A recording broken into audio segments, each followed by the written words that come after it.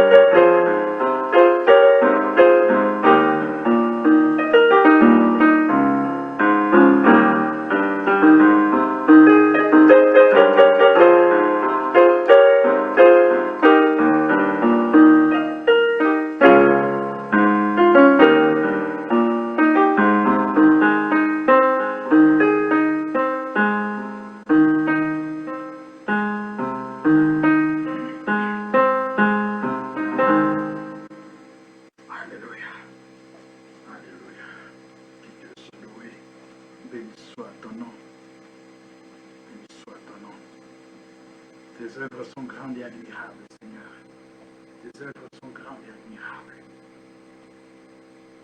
Il n'y a pas de Dieu comme Jésus. Et il n'y aura jamais de Dieu comme lui. Plus grand que lui, il n'y en a pas. Égal à lui, il n'y en a pas, il n'y en aura jamais. Il est plus haut, il est au top. Merci Jésus pour tout, l'éternel. Je suis Rico Palasimba. Je vous apporte la solution à nos problèmes. Cette solution, c'est notre Seigneur Jésus-Christ de Nazareth. Je suis de l'église Le Corps du Christ à Montréal, au Canada. Que la paix de notre Dieu puisse demeurer dans vos cœurs, dans vos maisons et dans vos projets. Accrochons-nous à ce Jésus qui est mort à la croix pour nous. Accrochons-nous à Jésus. Marchons tête haute, sachant que Jésus a vaincu les forces du ténèbre. Marchons tête haute, sachant que peu importe les circonstances que toi tu peux traverser aujourd'hui, ma soeur ou mon frère, Jésus tient la clé de ta vie. Peu importe les circonstances, Jésus te garde dans ses mains. Si toi tu ne t'éloignes pas, si tu ne t'écartes pas, tu seras toujours. Car la Bible déclare, personne ne peut ravir celui ou celle qui est entre les mains du Seigneur Jésus-Christ. Personne. Si toi-même tu t'éloignes, mais personne, même le diable ne peut pas. La volonté est plus forte et plus grande que la volonté du diable. Il faut le savoir. Si tu dis non, l'Esprit de Dieu va t'accompagner pour te donner la force à continuer de dire non. Alléluia. Ta volonté est plus grande et plus forte que la volonté du diable. Si tu dis je vais m'accrocher à Jésus pour ne pas perdre ma couronne, accroche-toi et tu vas t'accrocher par la grâce. Parce que l'Esprit de Dieu vit en toi. Il habite en toi. Il est plus puissant. Il est plus fort. Amen. J'aimerais aujourd'hui souhaiter aussi Happy Mother's Day. Bonne fête de mère à toutes les mamans du monde. Et plus précisément de notre assemblée. Merci les mamans de l'assemblée parce que vous faites des grandes choses à l'église. Que Dieu se souvienne de vous parce que c'est un Dieu de souvenirs. Merci à toutes les autres mamans aussi qui suivent leur mission aujourd'hui. Vous savez une chose? Vous savez? Non? Ok, c'est normal, vous ne savez pas. Vous savez une chose, je vais vous le dire. Lorsque nous nous éloignons de Dieu, nous nous approchons d'un ennemi. Lorsque ma soeur, mon frère, lorsque tu t'éloignes de Dieu, il n'y a pas de neutralité, tu n'es pas seul. Tu t'approches d'un ennemi. La Bible dit ceci dans 1 Pierre chapitre 5 verset 8. Veillez. Veillez. Amen. Ce n'est pas quelqu'un d'autre qui va veiller pour toi. Toi, veille. Pourquoi? Car votre ennemi, votre ennemi le diable, lorsque tu t'éloignes de Dieu, tu t'approches d'un ennemi. Il rôde pour chercher qui dévorer. Alors si tu t'éloignes de Dieu, tu deviens dévorable. C'est clair. Mais si tu t'accroches au Seigneur, tu n'es pas dévorable. Veille mon frère, veille ma soeur. Les temps sont difficiles. Les signes, tous les signes se voient. Même le païen commence à comprendre que il y a quelque chose qui va bientôt arriver. Quand? Nous ne le savons pas. Jésus n'a jamais donné une date. Mais les signes sont là, frères et sœurs. À l'époque de Noé, c'était la même chose. C'était la même chose à l'époque de Noé. Les gens mangeaient, vivaient, mariaient leurs enfants, les enfants rebelles à leurs parents comme aujourd'hui malheureusement, des parents insouciants, irresponsables, ne veillent pas sur leurs enfants. C'était la même chose à l'époque de Noé. Frères et sœurs, ne cherche même pas à ouvrir la Bible pour dire qu'est-ce qui s'est passé à l'époque de Noé. C'est ce qui se passe aujourd'hui. Amen. C'est ce qui se passe aujourd'hui. Dieu n'a pas créé Adam et Adam. Mais Dieu a créé Adam et Ève. Aujourd'hui, Dieu n'a pas créé Adam et Adam. Lorsque nous ouvrons notre Bible, Dieu a créé Adam et Ève. Mais qu'est-ce qui se passe aujourd'hui? Comme à l'époque de Noé. Même dans les églises, on commence à célébrer les mariages des lesbiennes, des gays. Vous savez une chose, Dieu n'est pas contre le pécheur, mais Dieu est contre le péché.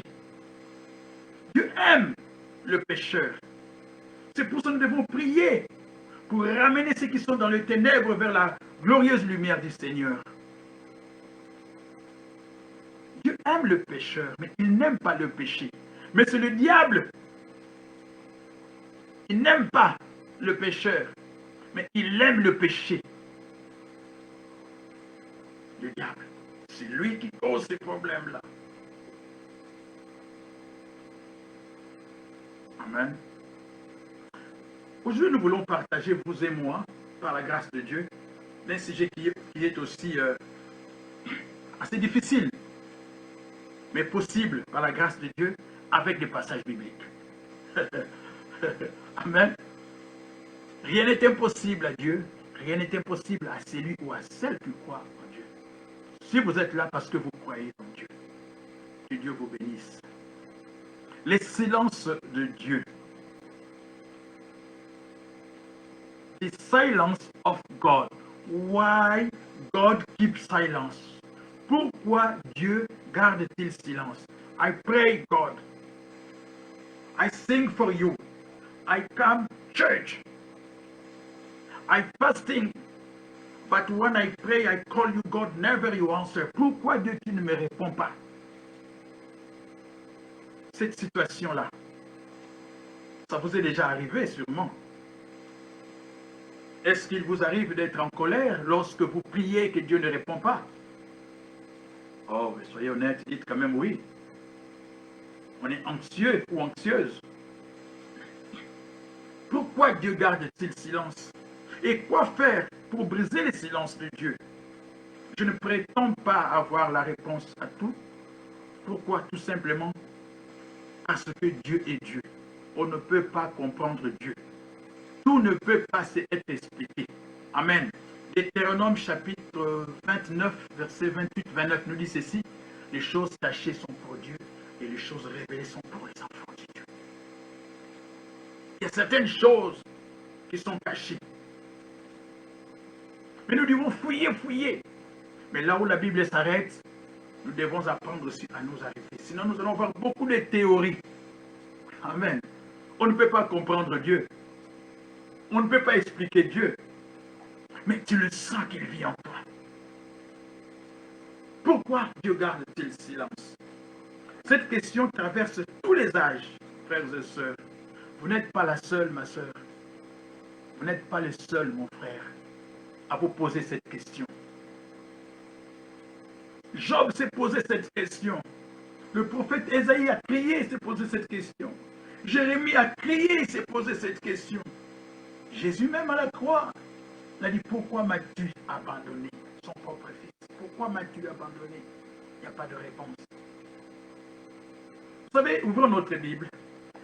Nous allons parcourir un peu ces pays qui est la Bible, la culture de la Bible, pour comprendre un peu certaines choses. Le psaume 40, le psaume chapitre 4, verset 1, dans l'Ancien Testament. Psaume chapitre 4, verset 1. Ma Bible déclare ceci. Quand j'écris, réponds-moi. Dieu de ma justice, quand je suis dans la détresse, sauve-moi, aie pitié de moi, écoute ma prière. Le psalmiste a crié, dit Seigneur, quand j'écris, réponds-moi. Mais il criait, Dieu ne répondait pas. I cry, I sing for you, God. Where you are, you, God. Où tu es, Seigneur. Le psaume chapitre 22, verset 2 nous dit ceci. Mon Dieu, my God, I scream day and night, but you don't answer. Mon Dieu, j'écris jour et nuit. Tu ne réponds pas.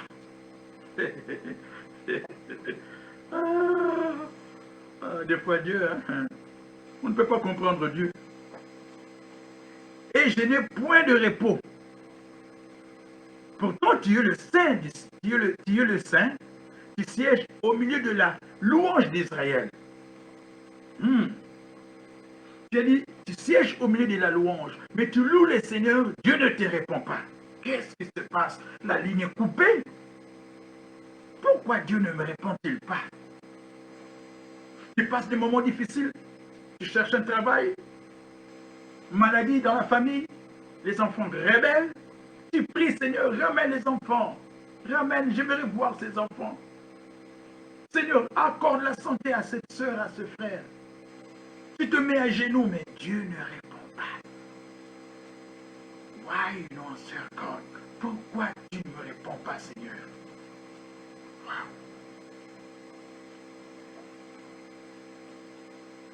Vous savez, il y a une chose que nous devons comprendre et savoir. Le silence de Dieu n'est pas synonyme de son absence. Je répète, ce n'est pas parce que Dieu ne répond pas que Dieu ne t'écoute pas, ou qu'il ne t'entend pas, ou qu'il ne te voit pas. Amen. Le silence de Dieu n'est pas synonyme de son absence. Il y a un autre exemple encore, avant d'aller plus loin. Un autre exemple encore.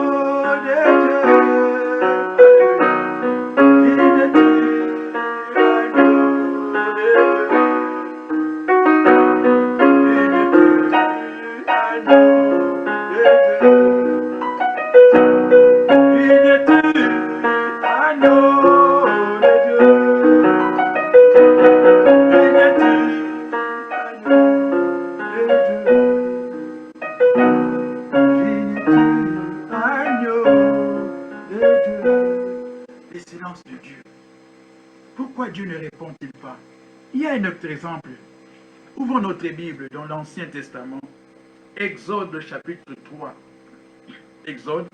Exodus chapitre 3, versets 6 à 7. Lorsque vous lisez, vous allez voir quelque chose et vous allez comprendre quelque chose.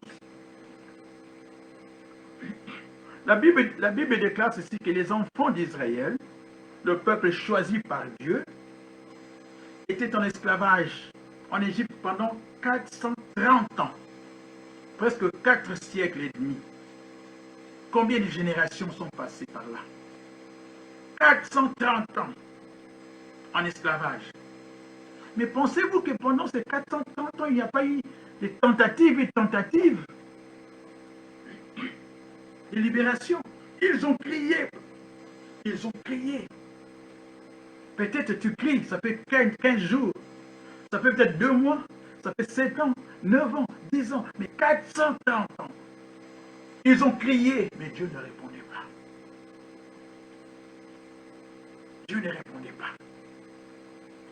Mais un jour, oui, un jour, pour vous et moi, un jour, Dieu va répondre. Tout dépend de lui. Un jour, Dieu s'est choisi un homme, Moïse. Il a dit à Moïse, j'ai vu et j'ai entendu. Alléluia. Alléluia. J'ai vu. Dieu voit tout. J'ai entendu. Dieu entend tout. La douleur que fait subir mon peuple. Et je vais descendre pour délivrer mon peuple. Après 440 ans. Génération après génération. Dieu est venu. Le silence de Dieu. Pourquoi Dieu ne répondait-il pas? Il a pris une décision autant fixée par lui-même.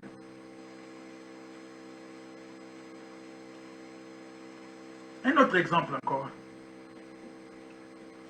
Dans Jean chapitre 11, verset 1 jusqu'à 12 ou 13, nous connaissons cette histoire de Lazare. Lazare, qui était pas n'importe qui, mais un ami de Jésus. Collègue de tous les disciples de Jésus. C'est là où Jésus allait souvent se reposer, manger, sûrement, partager aussi la parole de Dieu. Un jour,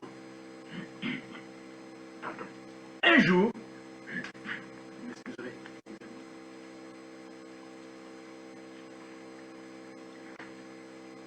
un jour, il est tombé malade, Lazare. Tu peux être ami de Jésus, serviteur de Jésus, servante du Seigneur, mais tomber aussi malade. Toutes les maladies ne sont pas du diable. Ce n'est pas parce que la personne est malade, non. L'ami de Jésus est malade. Lazare est malade. Marie et Marthe, sa sœur, qu'est-ce qu'ils ont fait? Ils ont envoyé un émissaire pour aller dire à Jésus, Jésus, voici celui que toi tu aimes est malade. Ça, je suis dans Jean chapitre 11, verset 3. Voici celui que toi tu aimes. Mais je peux vous dire une chose. L'amour que Jésus avait vis-à-vis de Lazare, cet amour est le même amour que Jésus aime aussi aujourd'hui. Amen. L'amour que Dieu le Père a pour Jésus, c'est le même amour que Dieu le Père a pour vous et moi aussi. Amen. L'amour de Dieu est inconditionnel. Mais sa bénédiction est conditionnée par les œuvres que nous faisons. Ne sois jamais spectatrice ou spectateur sur la terre. Dieu a des œuvres déjà préparées d'avance pour que toi tu puisses le pratiquer. Ne sois jamais spectateur ou spectatrice. J'écoute seulement, je m'assois. Sois active ou actif. Amen. Un jour, et ils sont venus voir Jésus. Jésus, celui que tu aimes est malade. Jésus a dit, ok, j'ai entendu. Jésus n'est jamais allé voir son ami qui était malade. Non. Jésus n'est jamais allé voir son ami qui était malade. Et moi, si j'étais son ami, j'allais me dire, mais écoutez, un ami, c'est quelqu'un qui vient dans le moment difficile pour soutenir l'autre. Mais qu'est-ce qui se passe? Il n'est pas venu. Et la Bible mentionne bien au verset 3, verset 6 plutôt, c'est lui que Jésus aimait. Imaginez l'angoisse qu'il y avait. Parce que ces deux sœurs s'attendaient que Jésus puisse courir et venir. Elles étaient angoissées. Jésus a gardé silence. Il n'est jamais venu. Mais lorsque Jésus est venu au verset 17, 4 jours déjà, Lazare était pourri. Il était mort. Mais comprenez une chose. Là où Jésus était, Jésus pouvait rapidement venir. Mais Jésus n'est pas venu. Ce qui est important, je voulais souligner quelque chose. Jésus a gardé silence. Au lieu de venir, il a gardé silence. Tu peux appeler Jésus aussi. il peut garder silence. Il ne vient pas quand toi tu l'appelles, il vient quand lui, il veut venir. Il connaît mieux que moi, que toi, nos besoins. Amen. Amen. Il dit dans Jérémie 33, 3, invoque-moi, je te répondrai, je t'annoncerai de grandes choses, des choses cachées que tu ne connais pas. Mais je t'invoque, Seigneur, le Seigneur ne vient pas. Dieu garde parfois un silence très lourd, hein, vous savez. Et c'est difficile d'accepter cela. Nous sommes des humains, c'est tout à fait normal. Mais comme je disais que son silence ne veut pas dire qu'il n'entend pas ou qu'il est absent. Non, pas du tout. C'est ça que nous allons voir. Pourquoi il garde silence? Ce n'est pas un signe de mépris lorsque Dieu ne répond pas. Non. Ce n'est pas parce qu'il te méprise. Non. Il nous traite de la même manière que son Fils Jésus-Christ. Nous avons bien dit, pour Jésus, il n'est pas venu. Alors, ce n'est pas un mépris. Il a ses propres raisons. Mon Dieu, pourquoi m'as-tu abandonné? Matthieu chapitre 27. Pourquoi m'as-tu abandonné? Dieu n'est pas venu. Dans le jardin de Gethsémane, il a dit, Seigneur, si tu peux faire que cette coupe puisse s'éloigner de moi. Mais non selon moi, mais selon ta volonté. Dieu n'a jamais répondu. Mais les anges sont venus. Amen. Pourquoi Dieu garde-t-il silence? Et ce silence nous plonge souvent dans l'impatience. On est impatient. Des fois, on ne veut pas attendre et directement on fonce.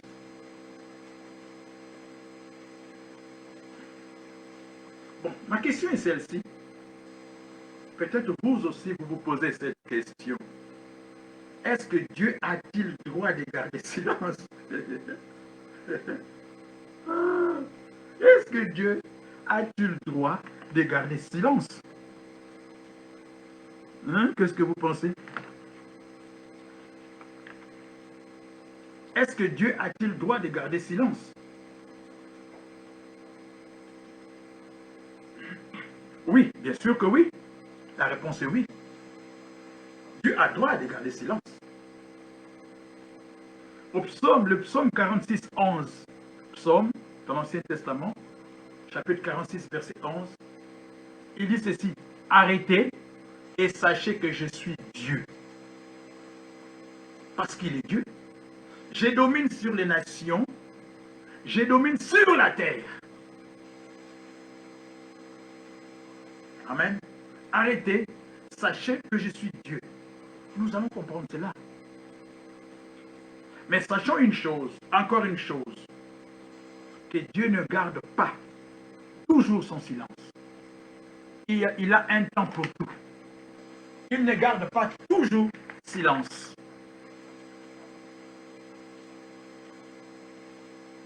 Quelle est la première raison, en fouillant la parole de Dieu, que j'ai pu comprendre pourquoi Dieu garde-t-il silence?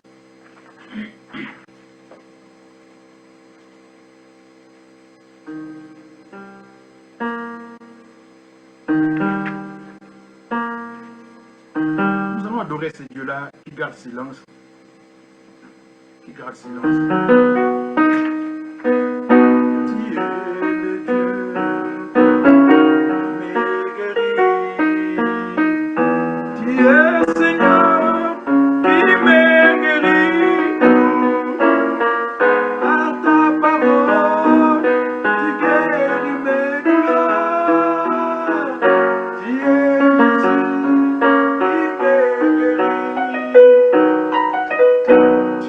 Seigneur,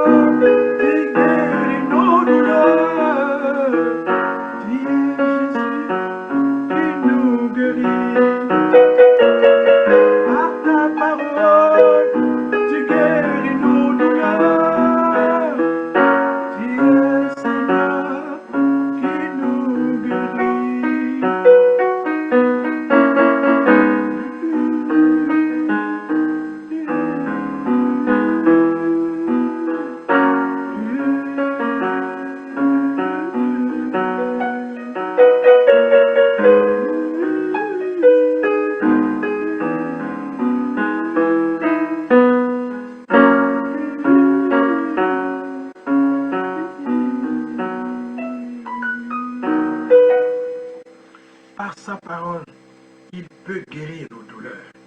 Nous voulons qu'il parle. Tu veux qu'il te parle, mais il ne répond pas.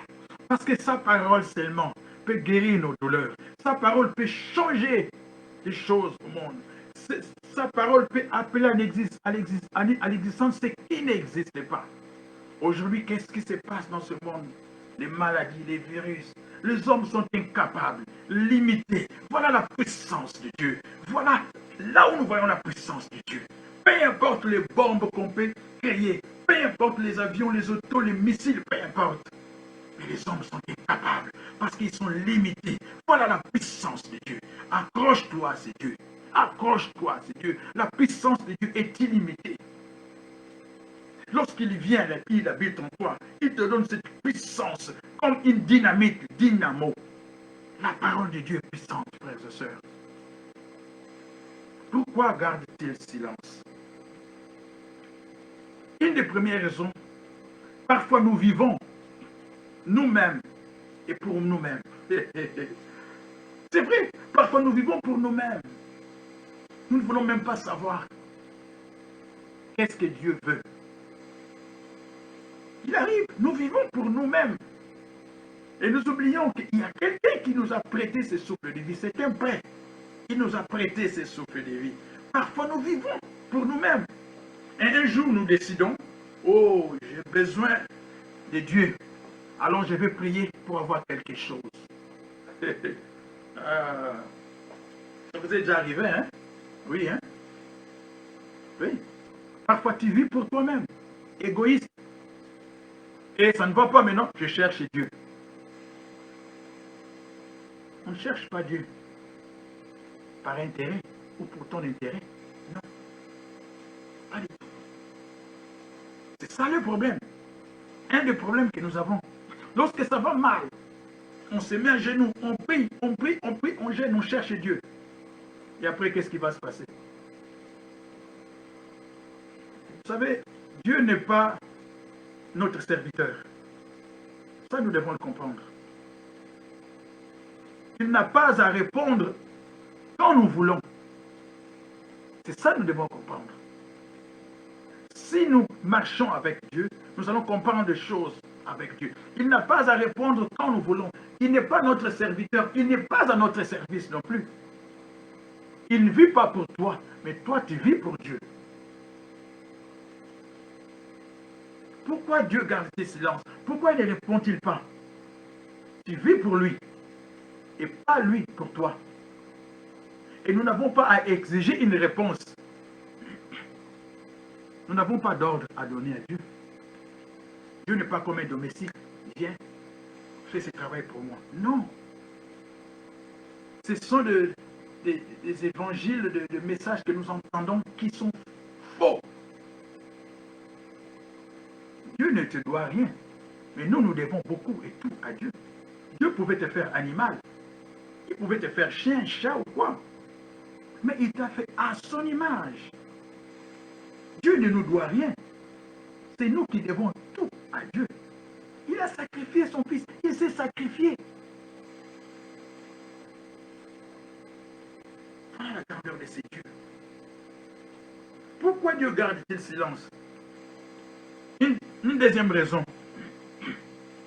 J'aimerais quand même que nous puissions ouvrir la Bible. Parce que nous voulons nous baser sur la parole de Dieu. Une deuxième raison. Nous trouvons cela dans 1 Jean chapitre 1 verset 9. 1 Jean chapitre 1 verset 9. Oh oh. 1 Jean. Pourquoi Dieu garde-t-il silence? 1 Jean chapitre 1 verset 9. 1 Jean c'est dans le Nouveau Testament, vers la fin. 1 Jean chapitre 1 verset 9. Ma Bible déclare ceci. Verset 9. C'est ça que j'ai dit, verset 9, oui. 1 Jean, chapitre 1, verset 9. Je m'excuse, je ne suis pas le verset 9.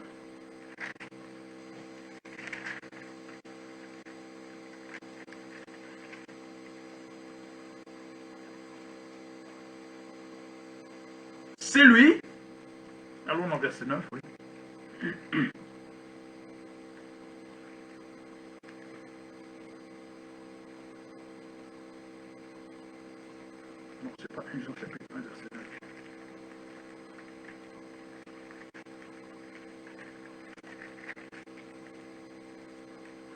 1 Jean, chapitre 1, oui, verset, je m'excuse, c'est au verset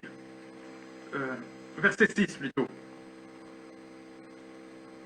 Verset 6. La Bible déclare ceci. Je commence au verset 6, ensuite je vais au verset 9. Exactement, oui, verset 9. Si nous disons que nous sommes en communion avec lui et que nous marchions dans les ténèbres, nous mentons et nous ne pratiquons pas la vérité. Et au verset 9, toujours 1 Jean, oui, 1, 9, si nous confessons nos péchés, oui, il y a une condition. Pourquoi Dieu ne me répond-il pas? Si nous confessons nos péchés, il est fidèle et juste pour nous les pardonner et pour nous purifier de toute iniquité. Amen. Une des raisons pourquoi Dieu ne nous répond pas, pourquoi Dieu garde silence, ce sont les péchés non confessés. Amen. C'est un péché de ne pas confesser un péché. Mais ce n'est pas un péché lorsque tu confesses un péché.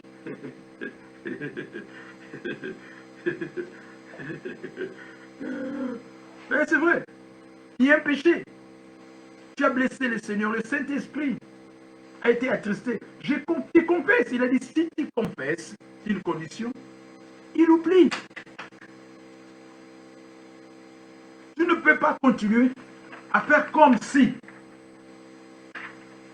tu n'as rien fait de mal. C'est la nature de Dieu.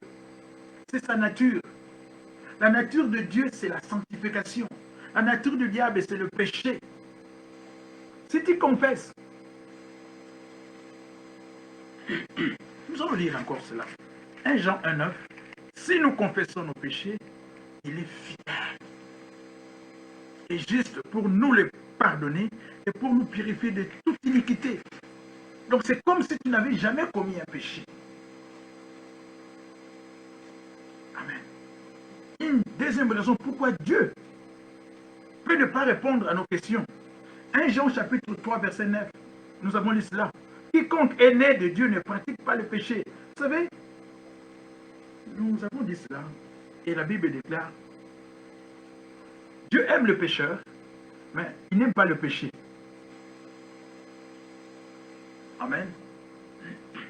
Important que nous puissions comprendre cela. 2 Chroniques chapitre 7 verset 14, la Bible déclare, si mon peuple sur qui est évoqué mon nom s'humilie, prie et me cherche, je l'exaucerai de cieux, je pardonnerai ses péchés. Je vais exaucer même son pays. 2 Chroniques. Il y avait une ville qu'on appelait Ninive. Les Ninivites, nous connaissons cette histoire.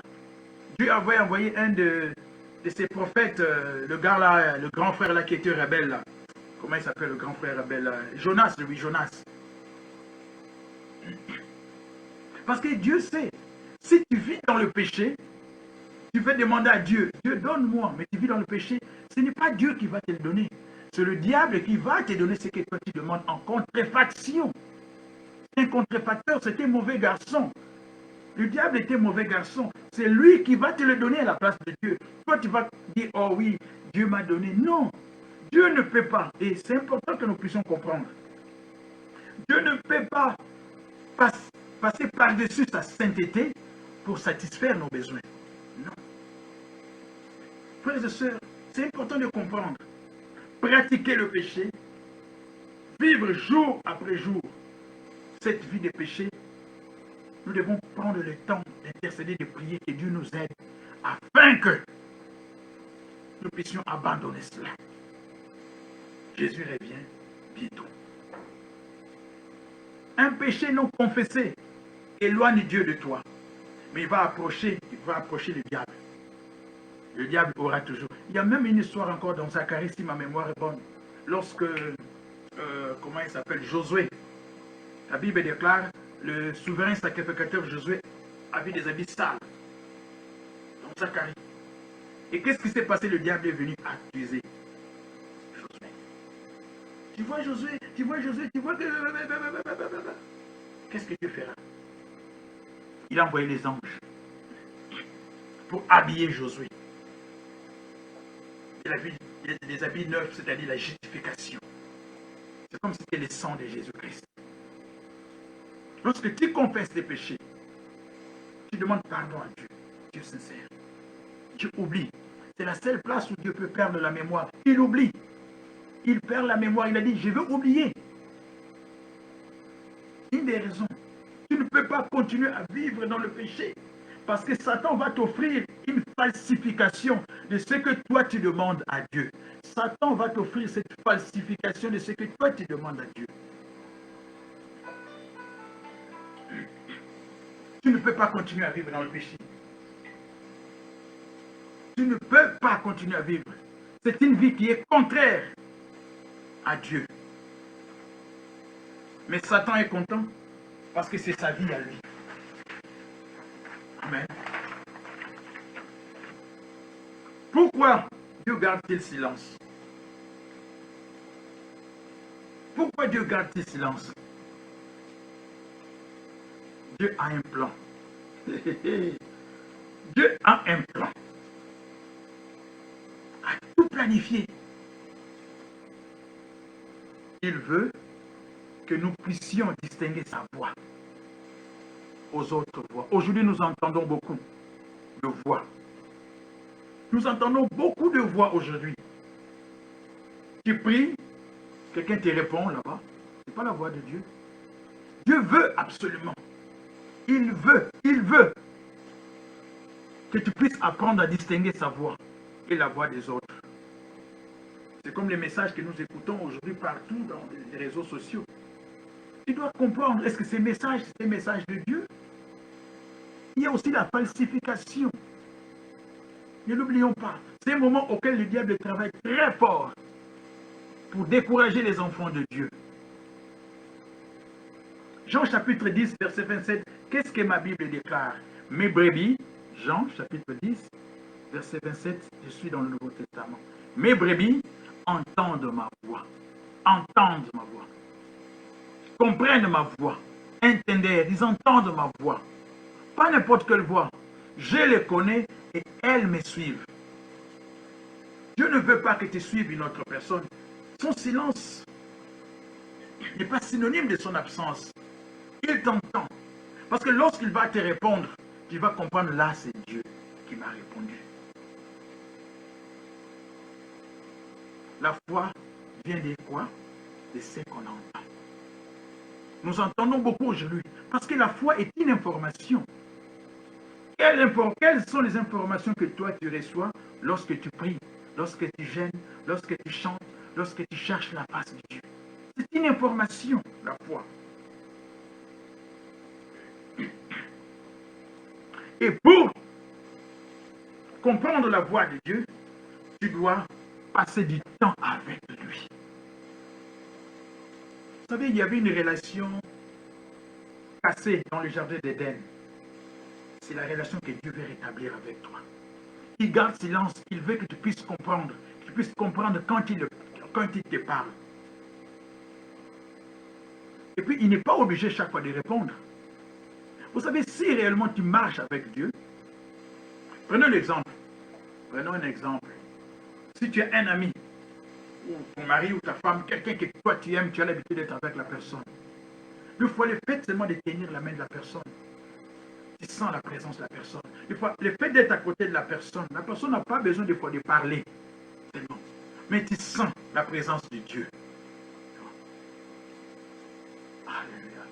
Frère, ma soeur, que ton cœur ne soit pas agité. Peu importe ce que tu traverses, Dieu veut que tu lui fasses confiance. Que ton cœur ne soit pas agité. Pourquoi Dieu veut-il? C'est pour éprouver ta foi. Il ne répond pas. Il veut maintenant tester ta foi aussi. Amen. Il veut tester ta foi. Vous savez, comment est-ce qu'on peut tester la foi de quelqu'un? Lorsque quelqu'un passe des temps difficiles, ce qui sort de sa bouche, c'est ça les degrés de sa foi. On va comprendre ta foi lorsque tu passes des moments difficiles. Tout ce qui sort de ta bouche, c'est ça les degrés de ta foi. Oh, pourquoi moi? Pourquoi c'est seulement moi? Mais pourquoi pas toi? Comment peux-tu être affermi si tu ne passes pas par le moment difficile? Il t'a promis, il nous a promis, tu passeras par le feu ne va pas te consumer. Tu passeras par les eaux ne vont pas te submerger. Pourquoi? Parce que moi, l'Éternel, je suis avec toi. Pendant les moments difficiles, il est avec nous. Il est avec toi. Oui, ma soeur, il est avec toi. C'est pour cela que tu ne sombres pas parce qu'il est avec toi.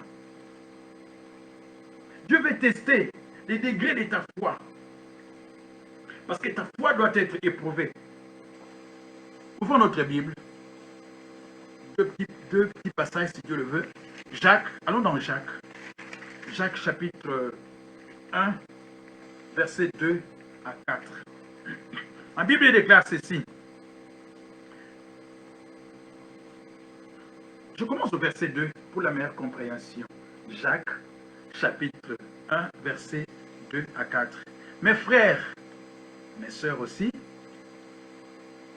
regardez comme un sujet de joie complète les diverses épreuves auxquelles vous pouvez être exposés. La Bible n'a pas dit que c'est un sujet de joie, tes épreuves.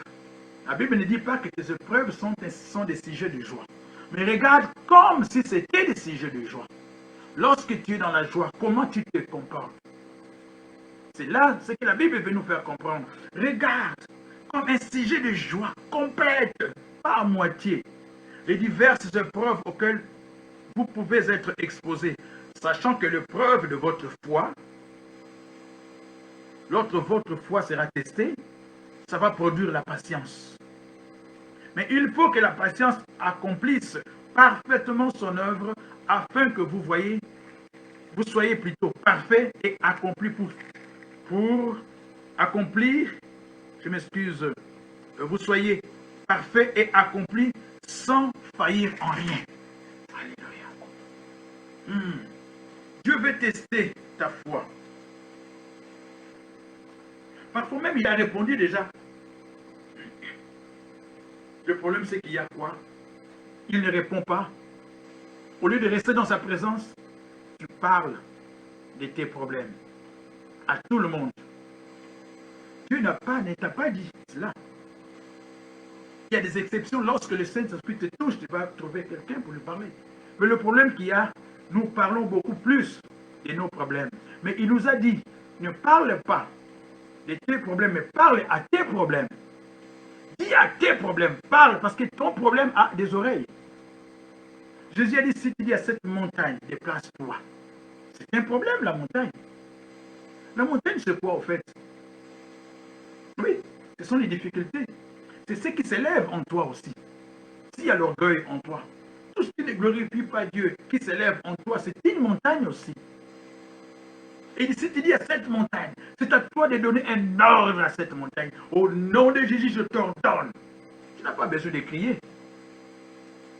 Au nom de Jésus, je t'ordonne. Quitte. Tu n'as pas besoin de crier. Parce que Dieu t'a donné l'autorité. Quelqu'un qui a l'autorité n'a pas besoin de crier, crier encore. Non. Il y a des galons. On voit c'est un général, c'est un amiral, c'est un officier. Il donne seulement un ordre. Au nom de Jésus. Tu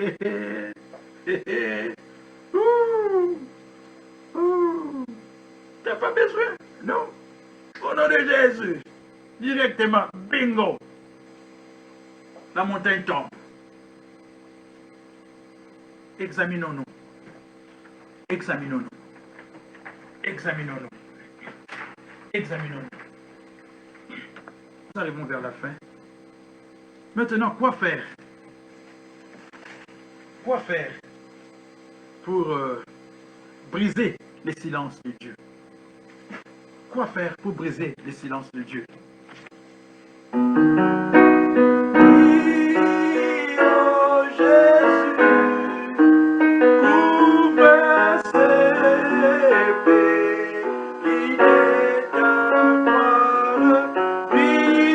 Esprit Saint, embrase nos cœurs.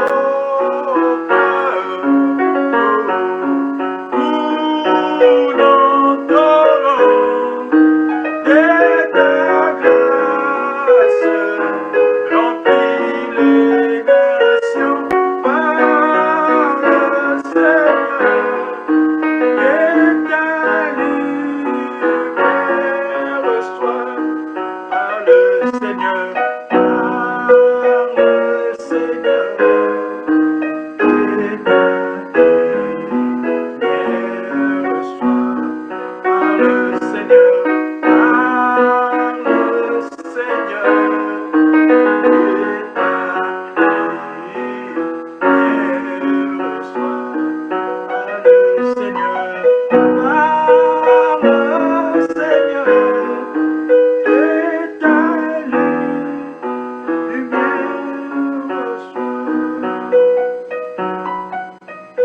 soit. Comment briser les silences de Dieu?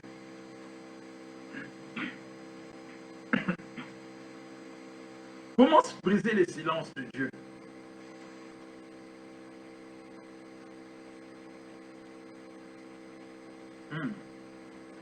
C'est une bonne question, hein? D'après vous, comment tu peux briser les silences de Dieu? Dis-moi un peu, comment? Qu'est-ce que tu penses? Qu'est-ce que tu penses? Frère Timothée, qu'est-ce que tu penses? Frère Siméon, qu'est-ce que tu penses? Mama Sarah, how you think? How you can have broken when God knows the silence of God? Comment tu peux briser le silence de Dieu? Maman Olga, comment tu peux faire cela? Maman Lopema Otewango, comment tu peux briser le silence de Dieu? Oh, Adélie Chamfumukanda, comment tu peux briser le silence de Dieu? Frère Dalo, comment tu peux briser le silence de Dieu? Yamami. Il faut briser le silence de Dieu. Mais comment tu peux briser ce silence? Tu as des problèmes à régler. Il ne répond pas. Ah, Seigneur, ça fait mal. Mais nous avons dit, il est souverain. Il fait ce qu'il veut, quand il veut, avec qui il veut, comme il veut. Nous devons respecter le choix de Dieu.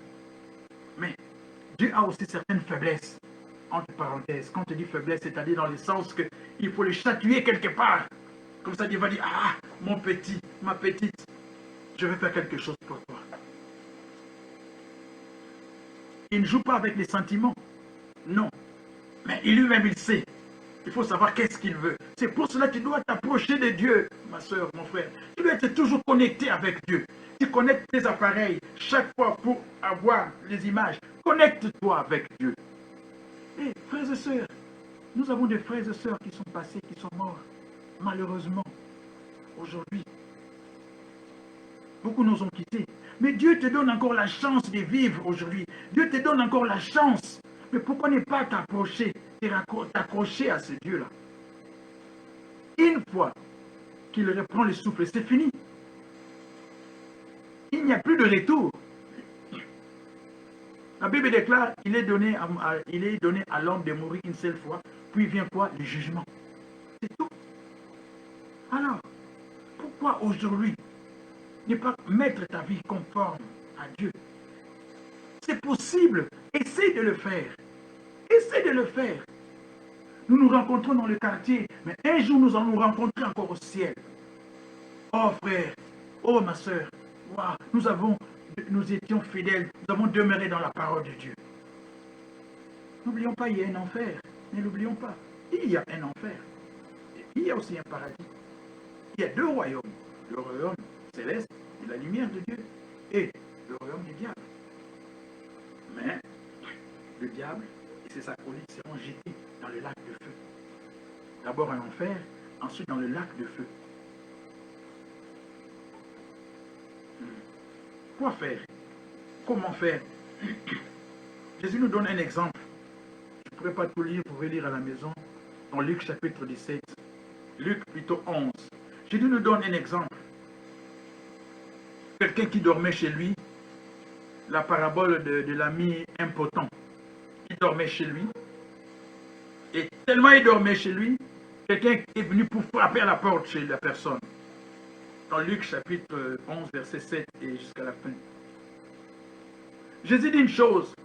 Je vous le dis, même s'il ne s'élève pas pour lui donner parce qu'il est son ami, il s'élèvera à cause de son importunité.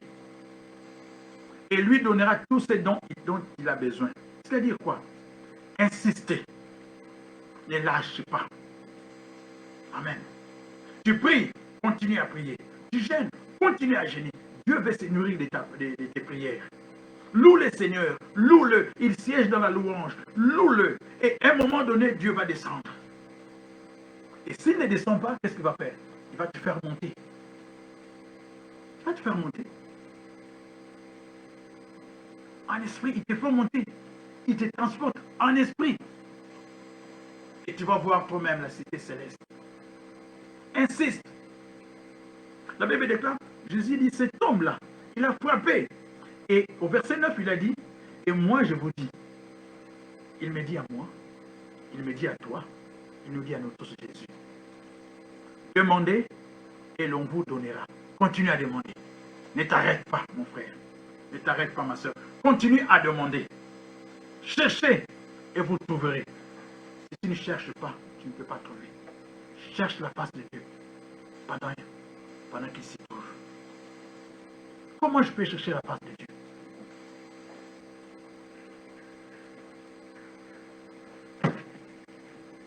Il est là.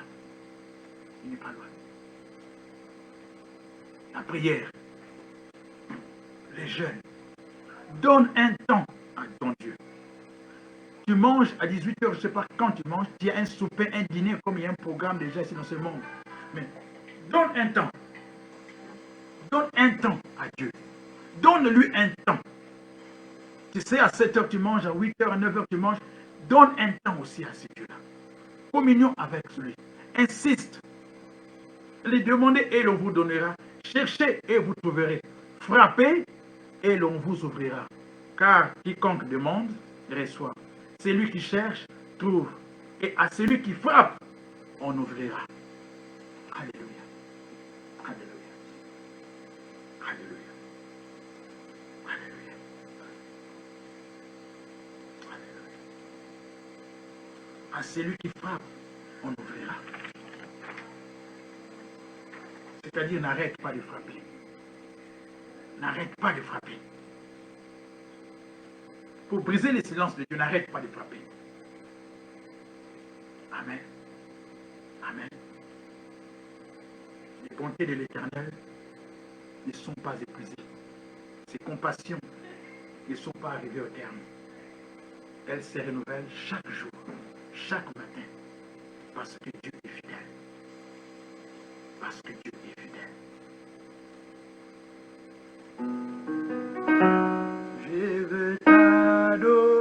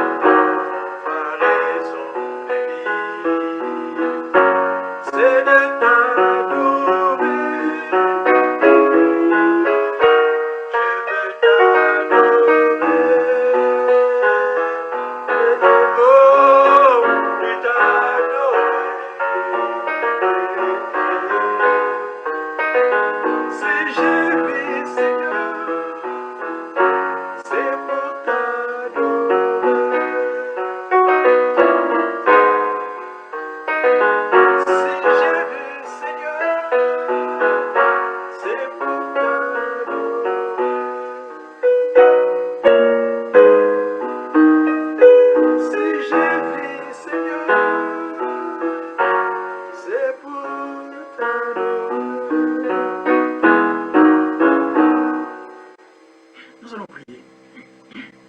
Incline-nous. Mon frère, tu peux prier là où tu es. Ma soeur, tu peux prier aussi. Prie pour ta famille. Tu peux prier. Il y a des choses que toi tu as demandées.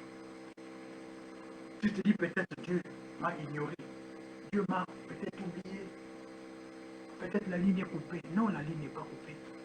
Lorsqu'on vit dans le péché, la ligne n'est pas coupée. Il n'y a pas de connexion. Lorsque tu ne pries pas, lorsque tu ne passes pas de temps avec lui, lorsque tu aimes quelqu'un, tu dois passer du temps avec la personne. Jésus a dit, moi et le Père, nous sommes un. Mais toi et Jésus, vous êtes comment? Comment tu es avec Jésus? Combien d'heures tu lui as donné, admettons, aujourd'hui? Hier, avant-hier. Mais ce qui est passé est passé. Demain, c'est un autre jour. Aujourd'hui, mets ta vie en règle. Donne du temps à ce Dieu. Donne du temps à celui. Parce qu'il vit, je n'ai rien à craindre. Mes lendemains sont assurés. Entre ses mains, il tient ma vie. Pour ces temps et l'éternité, je sais qu'il vit. Ta vie est entre ses mains. Entre ses mains. Nous allons prier. Prie avec moi. Seigneur notre Père et notre Dieu, je n'ai rien à craindre, même lorsque tu gardes silence. Je n'ai rien à craindre, parce que ma vie est entre tes mains, éternel. Laisse qu'en ce moment, Dieu notre Père, oh, par ton Esprit Saint, que tu puisses convaincre le cœur de ma soeur, de mon frère qui écoute cette parole.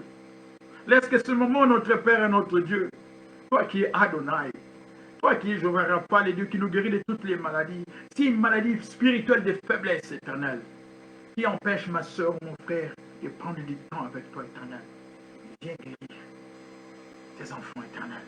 Tu dis que par ta parole, tu guéris les malades, éternel. Peu importe la maladie, éternelle, spirituelle ou physique, éternelle. Nous avons besoin de toi. Regarde ce monde. Puis dans les désordres, il y a le désastre. Les hommes sont incapables. Les hommes puissants de ce monde sont incapables, éternel. Mais toi, tu n'es pas puissant, mais tu es tout puissant, éternel. Nous avons besoin de toi, éternel. J'ai besoin de toi. Ma soeur a besoin de toi. Mon frère a besoin de toi. Le monde aujourd'hui a besoin de toi, éternel. Tu dis dans ta parole, si mon peuple, ceux qui est évoqué mon nom, si me dit, prie et me cherche ma face, éternel. Oui, Seigneur, nous prions, nous cherchons ta face pour le monde entier, éternel. Viens, fais-nous grâce, éternel. Viens épargner les vies innocentes, notre Père et notre Dieu. Car le diable est notre Père et notre Dieu. Il cherche, il rôde, papa. Mais qu'aucun de tes enfants ne soit dévorable, éternel. Nous te rendons gloire et grâce. Parce que tu es capable de tout, éternel. Accorde-nous encore, éternel, cette nuit pour t'adorer, pour te louer, éternel. Avant que ton Fils Jésus-Christ ne vienne dans sa gloire. Et que toute la gloire, tout ne revienne qu'à toi. À toi seul, parce que tu es l'auteur du salut. Que mon frère qui t'écoute, éternel, mon frère qui prie, éternel, viens faire ta demeure dans son cœur, dans sa maison, dans ses affaires, éternel. Et enlève la crainte, la peur dans le cœur de tes enfants, éternel. Aide-le, notre Père et notre Dieu. Nous avons confiance en toi. Sans toi, nous ne pouvons rien. Au nom de Jésus-Christ, sois-il élevé. Et nous disons tous, Amen. Amen. Soyez bénis, bien-aimés dans le Seigneur. Que la paix de notre Dieu nous accompagne à dimanche prochain, si Jésus-Christ ne vient pas encore. Amen. Que Dieu soit loué.